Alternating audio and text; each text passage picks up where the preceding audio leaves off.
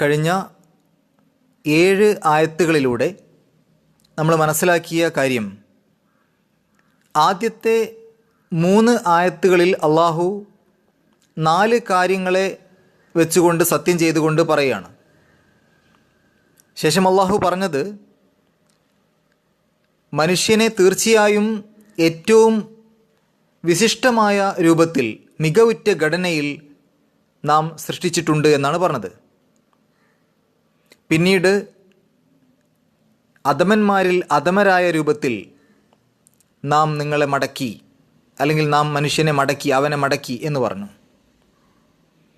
എന്നാൽ വിശ്വസിക്കുകയും സൽക്കർമ്മങ്ങൾ പ്രവർത്തിക്കുകയും ചെയ്തവർ ഒഴികെ, അവരെ ഒഴികെയാണ് അങ്ങനെ ആക്കിയത്, അങ്ങനെ ആ തരത്തിൽ അധമരിൽ അധമനാക്കി മടക്കിയത്.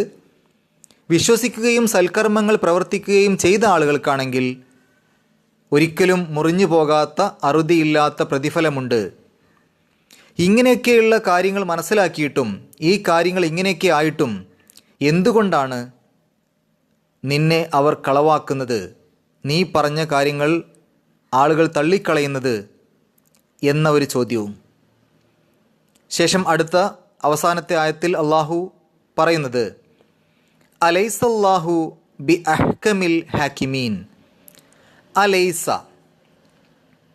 ആ എന്നുള്ളത് ചോദ്യത്തിന് വേണ്ടി ഉപയോഗിക്കുന്നതാണ്. ആണോ, അതോ എന്നൊക്കെ പറയാൻ വേണ്ടിയിട്ട്. ലൈസ എന്ന് പറഞ്ഞാൽ അല്ല എന്നർത്ഥം. അല്ല എന്ന പദത്തിൻ്റെ മുമ്പിൽ ചോദ്യത്തിൻ്റെ ആ വന്നു കഴിഞ്ഞാൽ, ആണോ അതോ എന്ന് വന്നു കഴിഞ്ഞാൽ അല്ലയോ അല്ലെങ്കിൽ അല്ലേ എന്നാണ് വരിക. അലൈസ, അല്ലയോ.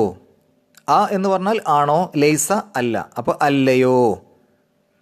അലൈസ അല്ലാഹു, അല്ലാഹു അല്ലയോ, അല്ലാഹു അല്ലേ. ബി അഹ്കമിൽ ഹാക്കിമീൻ. അഹ്കം എന്നുള്ളത് ഇസ്മു തഫ്ലീലാണ്, അല്ലെങ്കിൽ സൂപ്പർലേറ്റീവ് ആണെന്ന് പറയാം. അത് ഹാക്കിമിൻ്റെ സൂപ്പർലേറ്റീവും ആവാം, അല്ലെങ്കിൽ ഹക്കീമിൻ്റെ സൂപ്പർലേറ്റീവും ആവാം, ഇസ്മു തഫ്ലീൽ ആവാം. ഹാക്കിം എന്ന് പറഞ്ഞാൽ അർത്ഥം വിധി പറയുന്നവൻ, വിധികർത്താവ് എന്നൊക്കെയാണ് അതിന് അർത്ഥം സാധാരണ നമ്മൾ സ്വീകരിക്കാറുള്ളത് ഹാക്കിമിന്. ഹക്കീം എന്നുള്ളതിന് യുക്തിമാൻ എന്നർത്ഥമാണ് സാധാരണ ഉപയോഗിക്കാറുള്ളത്. അപ്പോൾ ഈ 2 പദങ്ങളുടെയും ഇസ്മു തഫ്ലീലായിട്ട്, സൂപ്പർലേറ്റീവായിട്ട്, ഈ സൂപ്പർലേറ്റീവ് അഥവാ ഇസ്മു തഫ്ലീൽ എന്ന് പറഞ്ഞാൽ നമ്മൾ അങ്ങേ അറ്റം, ഏറ്റവും എന്ന രൂപത്തിൽ പറയൂലേ. നമുക്ക് ഏറ്റവും പരിചയമുള്ളൊരു പദം ഉണ്ടല്ലോ, കബീർ. കബീർ എന്ന് പറഞ്ഞാൽ വലുത്, അക്ബർ ഏറ്റവും വലുത്, ജമീൽ ഭംഗിയുള്ളത്, അജ്മൽ ഏറ്റവും ഭംഗിയുള്ളത്. അങ്ങനെ ഏറ്റവും എന്നുള്ള രൂപത്തിൽ പറയാൻ വേണ്ടിയിട്ടാണ്, അങ്ങനെ പറയുന്നതിനെയാണ് ഇസ്മു തഫ്ലീൽ എന്ന് പറയാം. അപ്പോൾ ഇവിടെ ഹാക്കിം എന്ന് പറഞ്ഞാൽ വിധി പറയുന്നവൻ. അപ്പോൾ ഏറ്റവും നല്ല വിധി പറയുന്നവൻ എന്നുള്ളതിന് അഹ്കം എന്ന് പറയും.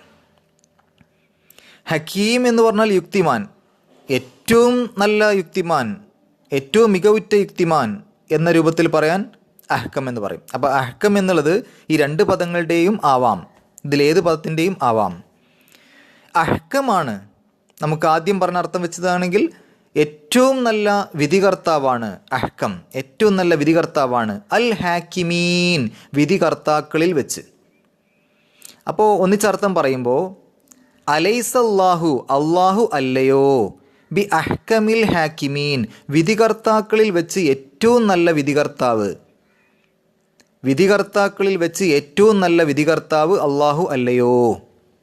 ഇതാണ് ഈ ആയത്തിലെ പദങ്ങളുടെ അർത്ഥം. ഹാക്കിമീങ്ങളിൽ, വിധികർത്താക്കളിൽ വെച്ച് ഏറ്റവും നല്ല വിധികർത്താവാണ് അല്ലാഹു. അതുകൊണ്ട് തന്നെ ഈ ഭൂലോകത്ത് നന്മ ചെയ്യുന്ന ആളുകൾക്കും തിന്മ ചെയ്യുന്ന ആളുകൾക്കും നാളെ പരലോകത്ത് അല്ലാഹു ഒരേപോലെ പ്രതിഫലം കൊടുക്കുന്ന ഒരിക്കലും നമുക്ക് ചിന്തിക്കാൻ പോലും പറ്റില്ല. കാരണം ഏറ്റവും നല്ല വിധികർത്താവാണ്, കൃത്യമായിട്ട് ചെയ്തതിന് അതിനനുസരിച്ച് തന്നെ കൊടുക്കുന്ന വിധികർത്താവാണ്. അപ്പോൾ ഈ ലോകത്ത് വെച്ച്, ഭൂലോകത്ത് വെച്ച് നല്ല നല്ല കാര്യങ്ങൾ ചെയ്ത് ജീവിച്ച ആൾക്കും, എന്നാൽ ഏറ്റവും മോശപ്പെട്ട കാര്യങ്ങൾ ചെയ്ത് ജീവിച്ച ആൾക്കുമൊക്കെ നാളെ പരലോകത്തെത്തുമ്പോൾ ഒരേപോലെ കൂലി കൊടുക്കുമെന്ന് എങ്ങനെ നമ്മൾ വിശ്വസിക്കും?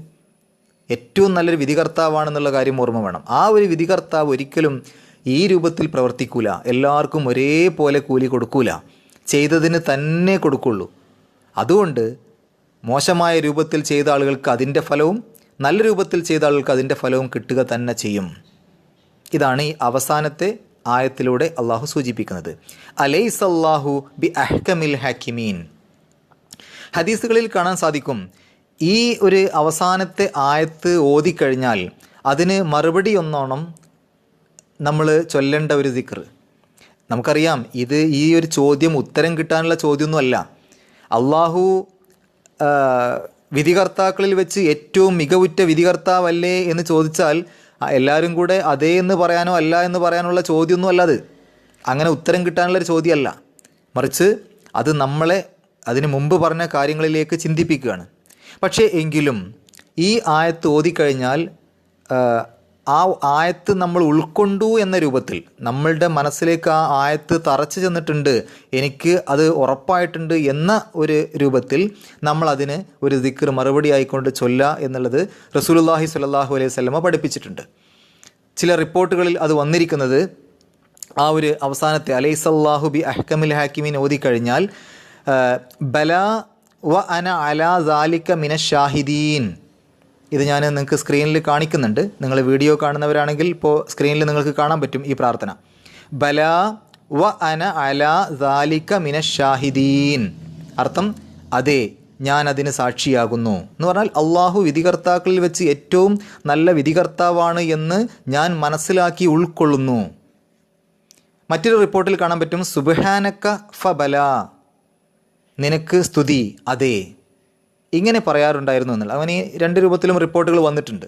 അപ്പോൾ ഈ ഒരു ആയത്ത് ഓതിക്കഴിഞ്ഞാൽ ആ രൂപത്തിൽ നമുക്ക് ചൊല്ലാം എന്നർത്ഥം.